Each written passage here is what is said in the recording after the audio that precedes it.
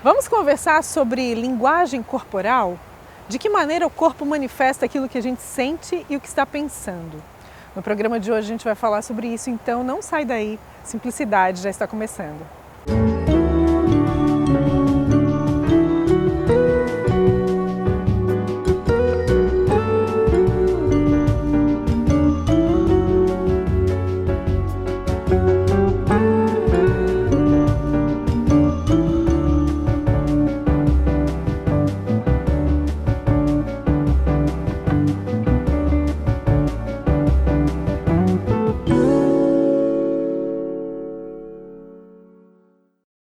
Você já procurou saber mais sobre linguagem corporal?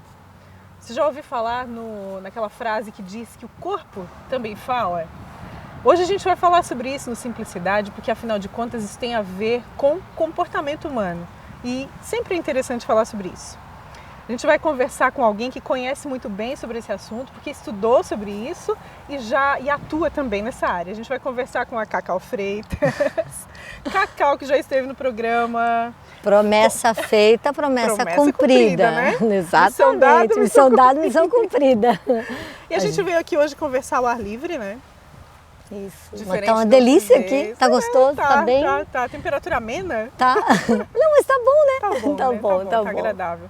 Cacau, hoje o combinado é que a gente fale sobre linguagem corporal e tudo que tem a ver com isso. Assim, não sei se um programa vai ser suficiente, mas vamos tentar resumir.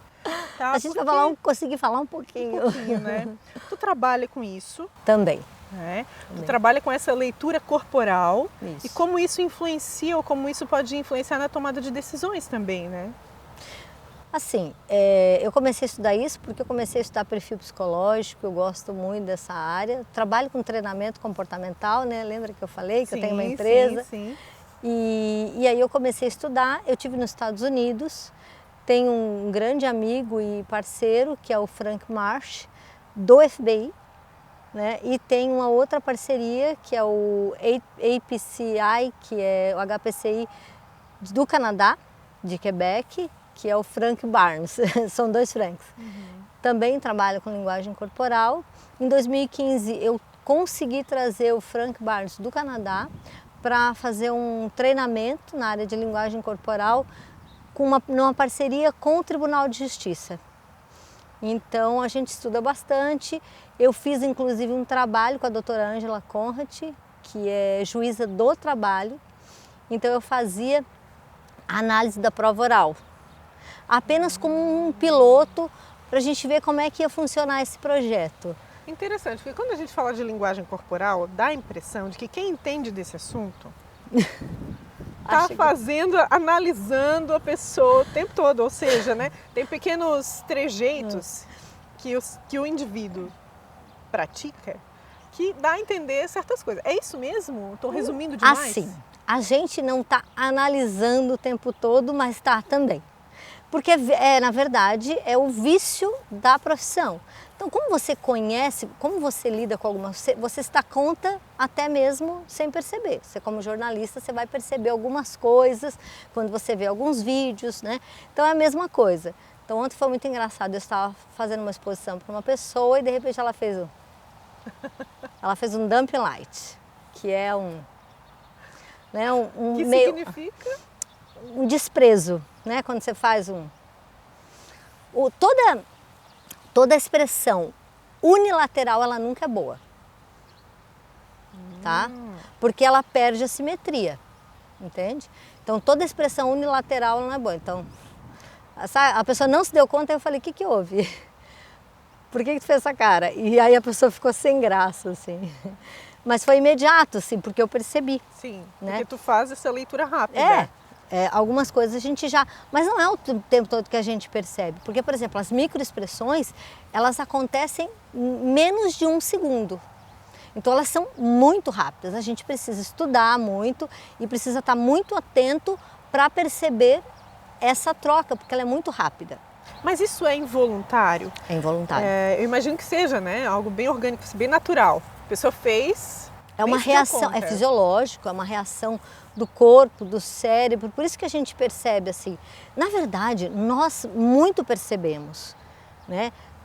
o estudo científico das expressões, das emoções, foi comprovado que nós temos 6 emoções universais. Até tem um filme muito interessante, infantil, que é o Divertidamente, né? Exatamente, que fala exatamente dessas emoções. Por quê? Porque elas ocorrem no cérebro e nós vamos manifestá-la. Então, você imagina, por exemplo, se eu estivesse sentindo muita dor aqui. Eu poderia, obviamente, tentar disfarçar, mas em certos momentos você faz alguma expressão, porque, por exemplo, se eu tenho uma dor forte, aquela que vem e vai, então é difícil você se manter. Imagina se, por exemplo, estamos aqui conversando e aparece alguém que eu não gosto, alguém que me fez mal, alguém que não tem como. Por mais que eu finja que nada aconteceu, fisiologicamente é possível com testes, por exemplo, a mão começa a suar, entende? Sim. E mesmo que a gente não perceba, às vezes essa sudorese ela é tão sutil que não vai se perceber com tanta facilidade, mas é uma resposta fisiológica do organismo. Interessante. Tão interessante que o primeiro bloco já foi. Meu Deus, que rápido! Tão interessante que já foi. Mas a gente volta no segundo bloco. Boa notícia. Tá certo, Cacau? Não sai daí, Simplicidade volta já.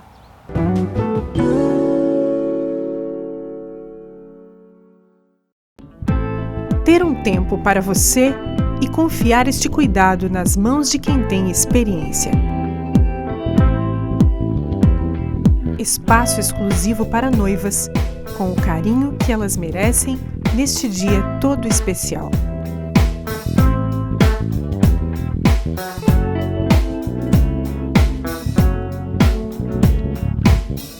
Noilda Cabeleireira.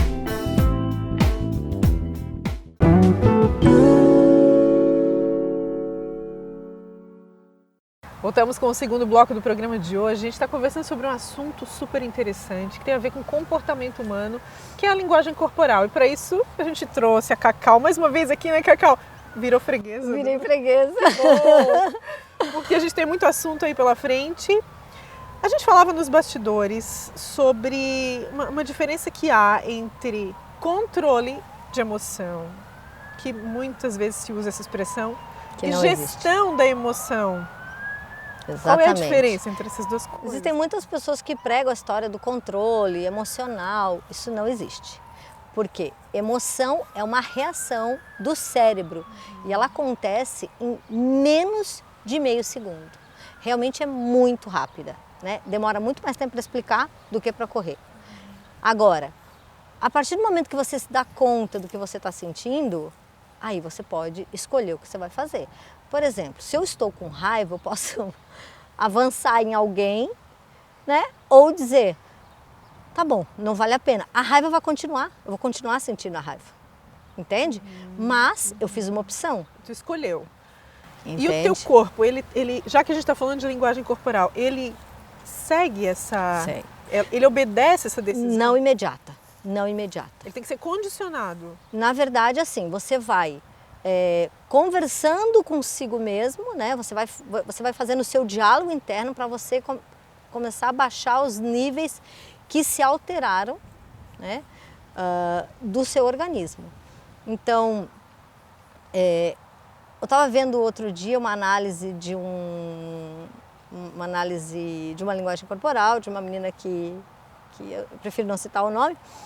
E é interessante que aí ele faz toda uma análise muito interessante, que alguns aspectos são incongruentes, mas que você precisa fazer o quê? Você precisa analisar que tem vários fatores que podem também... Eu não posso dizer imediatamente que seja mentira não ou não. Pode generalizar. Não. Né? A gente nunca pode avaliar... se fulano está mentindo, fulano está falando a verdade, é assim ou é assado.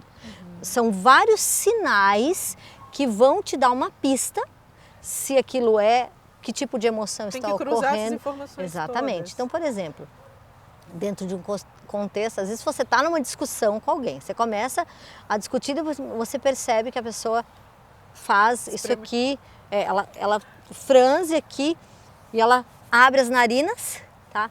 Sim, isso é raiva. Entendeu? Isso é raiva. Nossa. Normalmente a pessoa vai trancar os dentes, só que isso tudo é muito rápido.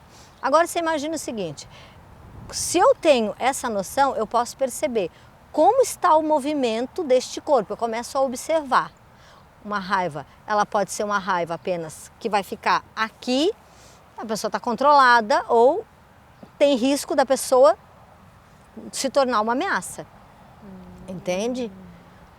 Então, sim, há uma possibilidade muito grande de você verificar. Por exemplo, seria muito interessante que as escolas estudassem um pouco mais. Era isso que eu ia te perguntar agora, porque aonde que pode ser aplicado essa prática da análise corporal? Aonde que é comumente aplicado? Porque tu falasse, se a pessoa está mentindo ou não. Tu falasse a tua parceria com o FBI também. Como é que é isso na prática? Na prática, que isso é sim. aplicado? Primeiro você tem que estudar muito, tá?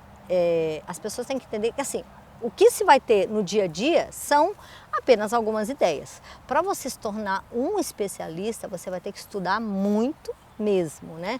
Porque é muito estudo de comportamento, bem criterioso. Você tem que entender como funciona o cérebro, entendeu? Como acontece uma emoção. Mas, sem querer te cortar, mas tu estava falando da escola, por exemplo. Na verdade, na escola, um jornalista, por exemplo, se ele está fazendo um monte de perguntas. Ele pode verificar se a fonte dele é segura. Não só segura, mas para ver se você está indo num caminho que você pode perceber se a pessoa está ficando com raiva do que você está perguntando, pode ver se vai haver algum tipo de agressão, porque você sabe que acontece muito, né, a agressão verbal. Como você pode, se é uma coisa mais investigativa, você pode... dependendo de quais expressões a pessoa está usando, você consegue contornar as perguntas para pegar onde você quer. Isso, na verdade, é estratégia de entrevista, né? Estratégia de depoimento que a gente chama. Tá?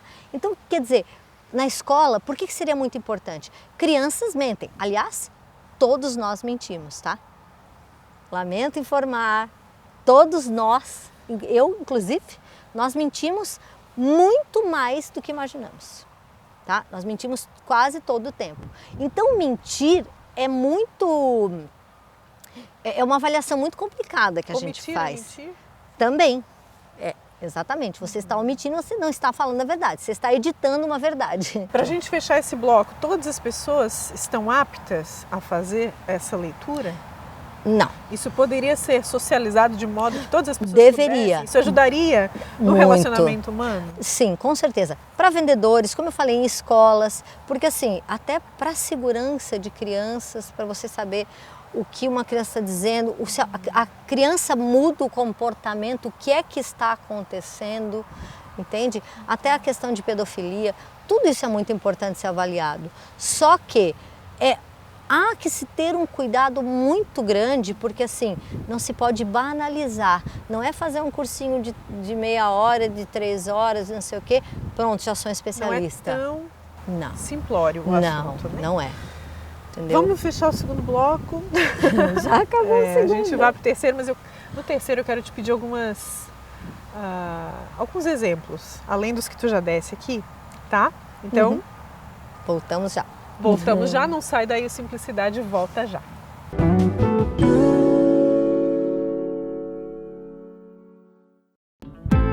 Ter um tempo para você e confiar este cuidado nas mãos de quem tem experiência. Espaço exclusivo para noivas, com o carinho que elas merecem neste dia todo especial.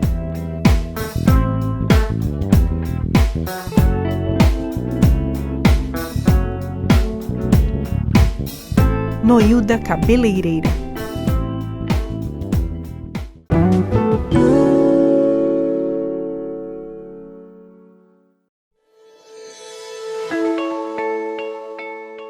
Eu me formei em 1986 pela Universidade Federal de Santa Catarina e a minha especialidade é cardiologia. Eu fiz 2 anos de clínica, seguido por 2 anos de cardiologia no Instituto Catarinense de Cardiologia ali de Florianópolis.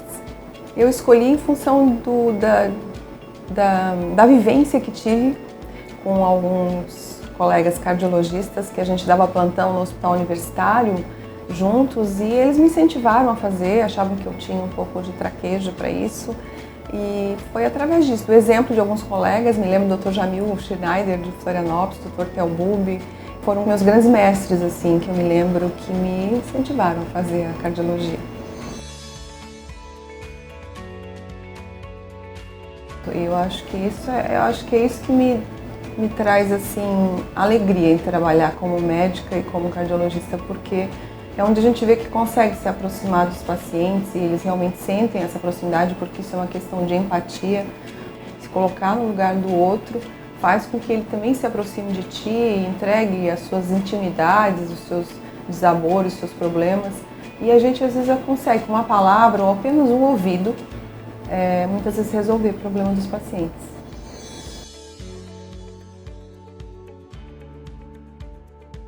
É também bastante prazeroso, assim, a gente compartilhar as experiências que teve na vida. Gosto de fazer isso, mas na aula é uma oportunidade que a gente tem de dividir as experiências. E gosto sempre nas minhas aulas de, no final, o último slide, colocar alguma coisa fora da medicina, uma frase, um pensamento, sabe? Onde eu trago, talvez nesse momento os alunos não vão ligar muito para aquilo, não é o momento deles. Mas talvez lá adiante isso vá tocá-los de alguma forma. Na verdade, tu tem que procurar isso também para se equilibrar, sabe? Eu acho que essas questões também te ajudam a ter um equilíbrio, tu tirar um pouco o foco da medicina e olhar para outras coisas que te dão sustentação. Então, espiritualidade, questão de meditação, fugir um pouco, amigos, né? Passeios, vida que tu possa ter algumas atividades de prazer. Hoje, atualmente, faço trilhas, gosto muito. Eu acho que isso, contato com a natureza, são coisas que eu acho que agregam para que tu fique bem. E uma vez tu ficando bem, eu acho que tu divide isso com teus pacientes também, sabe? Essa sensação de bem-estar tu consegue transmitir.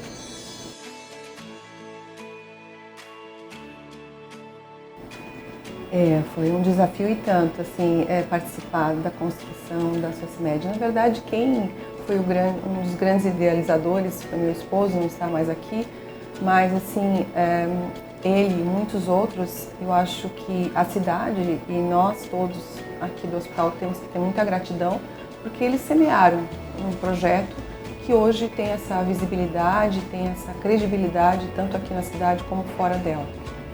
Eu acho que veio agregar oportunidade de emprego, tanto para médicos, assim, a universidade, né, gera uma série de demanda de médicos por ano, a gente consegue absorver algumas coisas, alguns aqui, a questão de colaboradores, então aqui a gente tem muitos colaboradores, isso então acho que influencia sim na questão também da sustentabilidade para o município em termos de geração de empregos. Acho que isso é muito importante. E um dos aspectos, eu acho que eu tenho muita gratidão por todos os colaboradores, por todos os médicos que compuseram a história da Socimed, né? Não só os idealizadores, mas todos eles que entraram no processo e hoje mantêm esse hospital vivo, esse hospital íntegro, esse hospital com essa filosofia, essas virtudes que se propaga de humanização, de empatia, de colocar um hospital que agregue, que abrace as pessoas, não só pelo lado da questão da doença em si, mas o seu lado humano, né, que também seja visualizado.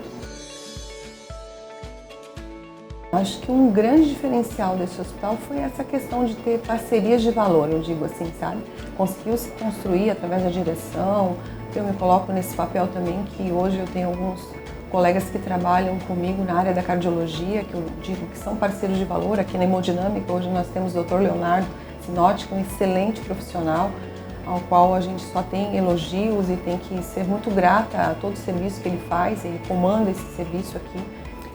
E outras parcerias na UTI, no pronto atendimento. Nós temos colaboradores médicos eficientíssimos aqui nessa instituição, assim como outros colaboradores. Então, depois de uns anos eu resolvi cuidar um pouco mais de mim também. Ao longo de toda a vida eu sempre pratiquei um pouco de exercício, mas nos últimos anos eu ando agregando outras coisas, como meditação e yoga. Já faz mais de 6 anos que eu faço. Acho que é uma excelente estratégia para conduzir, para trabalhar a ansiedade, que eu acho que é um problema que todo médico sofre, né, por lidar com o tipo de situação que lida, né? Então a gente tem que trabalhar esse lado da gente também para que, como eu disse, a gente consiga trazer o nosso melhor para o paciente que está sofrido. E se a gente não está bem, como é que você vai cuidar de uma pessoa que também está buscando um auxílio? Então acho que a gente estando equilibrado, você também consegue dar o seu melhor. Então, a nível de consultório, eu compartilho assim as minhas experiências. Quando eu sugiro alguma técnica que eu acho que faz bem para a saúde, eu coloco também a minha experiência, coloco a minha dificuldade, porque toda dificuldade que o paciente tem, não gosto de exercício. Não é muito prazeroso alguns exercícios, é meio chato fazer exercício às vezes, né? A gente tem que às vezes acordar mais cedo, ou tem que demandar um certo tempo, né? Tem exercícios que parece que não dizem muito com a gente, mas são importantes para a tua qualidade de vida e para o teu bem-estar. Então, essa dificuldade também a gente tem que passar, que não é sempre fácil. Meditação é um negócio difícil de começar, mas é bastante interessante, é uma técnica extremamente fácil, não depende de ninguém, não precisa você depender de nada, na verdade é de você mesmo, né?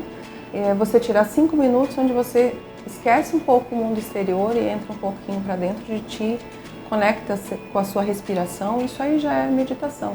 Pode botar um somzinho, qualquer coisa assim, isso aí te dá uma paz e uma tranquilidade que consegue de repente levar o dia de uma maneira mais leve, né? Olha, para apontar uma seria difícil, tive muitas assim, até porque também trabalhei muitos anos com a UTI, né? E sempre a gente tem histórias assim que tocam a gente. Particularmente, eu acho que quando uma situação que me toca muito assim é quando a gente fez a diferença, fez tudo que podia por um paciente, o paciente mesmo assim não resistiu e a família vem para você e agradece. Então, eu acho que isso toca a gente muito, muito, muito. Como médica, acho que vou continuar trabalhando enquanto Deus me dá forças e de uma outra formatação agora, tendo construído essas parcerias de valor, onde eu posso me dedicar um pouco mais ao consultório. Hoje tem equipes que trabalham no hospital, aqui na Hemodinâmica, como eu falei. As coisas do hospital estão de forma mais estruturadas, né, onde eu me sinto confortável em estar um pouco mais no meu consultório, em algum tempo cuidando mais da minha vida também e levando a vida de uma forma mais leve possível. Então, acho que essa questão do contato assim, com o paciente, a gente poder fazer a diferença, que às vezes a gente nem se toca tanto, que às vezes uma palavra, às vezes vem um paciente num retorno e fala uma coisa, pô, aquela palavra que a senhora falou me fez tanta diferença, me tocou tanto que eu mudei. O paciente leva às vezes muito em consideração aquilo que você diz, a forma como você diz, né? A forma como você coloca as coisas para eles. E às vezes eles tomam isso como uma lei, uma determinação. E acabam realmente mudando muitas vezes em função de uma palavra que você coloca, ou às vezes um abraço, um olhar, um ouvir, né, uma atenção maior para o paciente, um olhar mais humanizado, eu diria.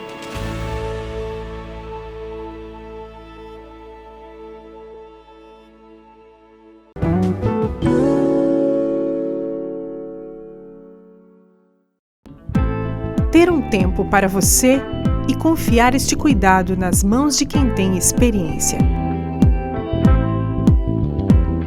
Espaço exclusivo para noivas, com o carinho que elas merecem neste dia todo especial.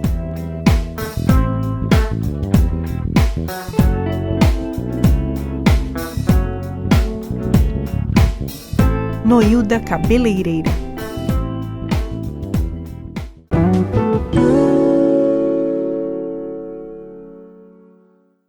Voltamos com o terceiro e último bloco do programa de hoje, conversando com a Cacau Freitas, que é expert em linguagem corporal, vivencia isso no teu dia a dia, no teu trabalho, já estudou, né, para isso.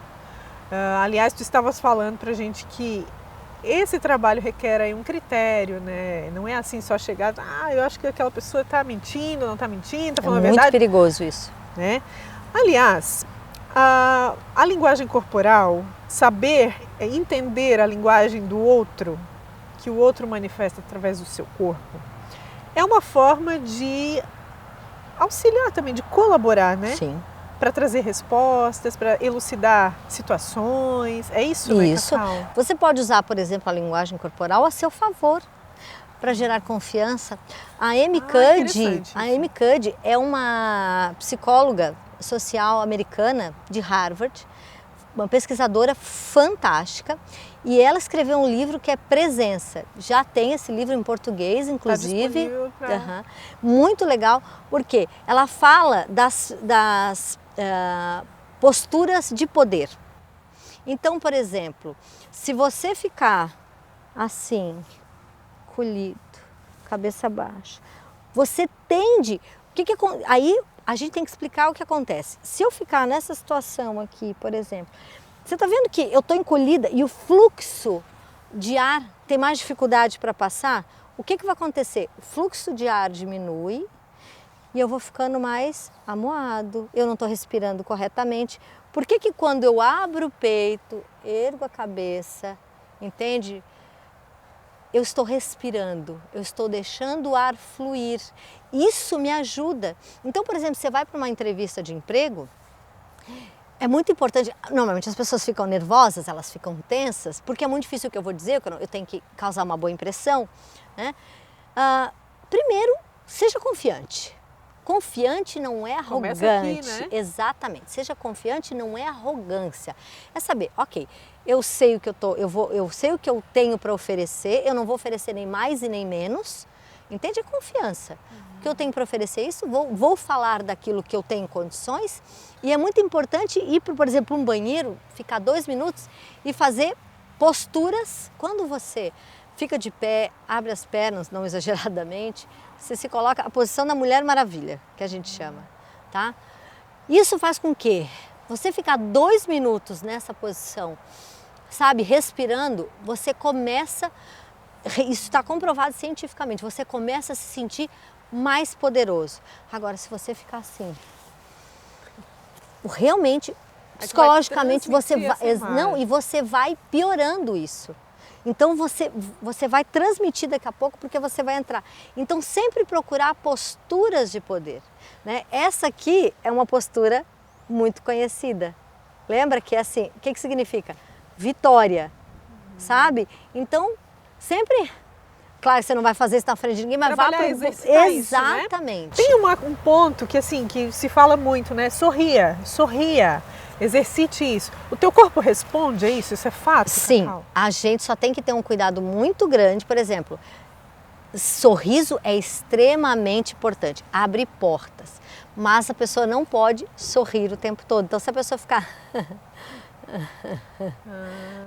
vai ficar estranho, entendeu? A pessoa vai achar que assim, essa pessoa é doida. Tem uma coerência. Coerência, exatamente. Já que a gente começou a falar sobre isso, vamos falar sobre mais exemplos de movimentos, de movimentos corporais, né? De mensagens que o corpo... Um sorriso, por exemplo. Sabe aquele sorriso que a pessoa dá assim, ó? Chamado sorriso amarelo, sorriso social. Por que ele não é um sorriso real? Porque ele vai puxar esse músculo para cá, ó. E aí ele puxa aqui. Quando eu tenho um sorriso real, é o sorriso que faz pés de galinha, porque você sorri com os olhos. Então você percebe que todo o seu rosto sorri. Então existe isso? Existe. Porque tem gente que fala, tu sorri com os olhos. Exatamente. Legal. Entende? Legal. Então sempre tomar esse cuidado. Quem fala muito com as mãos assim?